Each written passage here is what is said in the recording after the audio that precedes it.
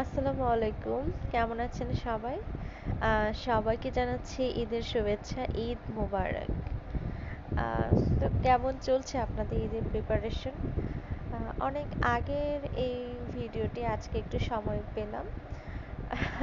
যার জন্য এডিট করলাম আরকি। তো আমরা গিয়েছিলাম মিরপুরে দ্য বাবলস রেস্টুরেন্টে খেতে।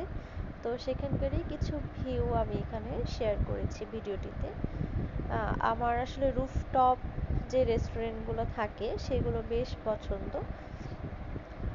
তো এখানে আরো সুইমিং পুল আছে, পরিবেশটা বেশ সুন্দর এবং ভালো লাগে। আসলে আমার সমুদ্র পানি এগুলো আসলে অনেক পছন্দ। যার কারণে আমি এ ধরনের সুইমিং পুল যে রেস্টুরেন্টগুলোতে থাকে সেগুলো আরো বেশি পছন্দ।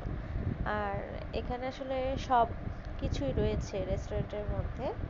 আ playground, swimming pool plus restaurant আ সবকিছুই রয়েছে আরকি। বেশ সুন্দর একটা পরিবেশ এবং এখানে ১৩ তলা থেকে ১৩ বা ১৪ তলায় হয়তো এটা রেস্টুরেন্টটি। একদম পুরো রাতের ঢাকা শহর দেখা যায়।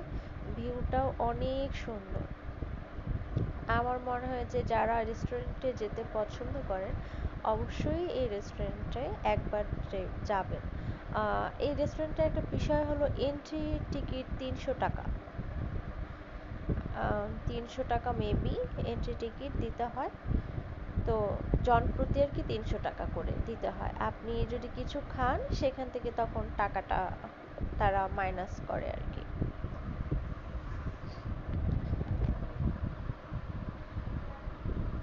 তো আমরা যেদিন গিয়েছিলাম অনেক ভিড় ছিল। আমরা আসলে জায়গা পাচ্ছিলাম না। সিট বুক করা ছিল। মেইনলি সুইমিং পুলের পাশে সিটগুলো আসলে বুক করা থাকে। আপনারা এখানে আগে থেকে সিট বুক করে রাখতে পারবেন। আমরা যখন গিয়েছিলাম ওখানে প্লেগ্রাউন্ডে অনেক সুন্দর ফুটবল খেলা হচ্ছিল। তো সব মিলায়ে আসলে ভিউটা বেশ সুন্দর। আমার তো খুবই ভালো লেগেছে। তবে খাবারের প্রাইসটা আসলে বিভিন্ন জায়গায় বিভিন্ন রকম। আমরা পুল সাইডে যে মেনুটা আমি এখানে দেখাচ্ছি। পুল সাইড মেনুর প্রাইস সবথেকে বেশি। আবার আপনারা যদি নিচে ব্যাকগ্রাউন্ডে খান সেক্ষেত্রে প্রাইস কিন্তু আবার কম। এটা আমি আপনাদেরকে আগে জানিয়ে রাখলাম।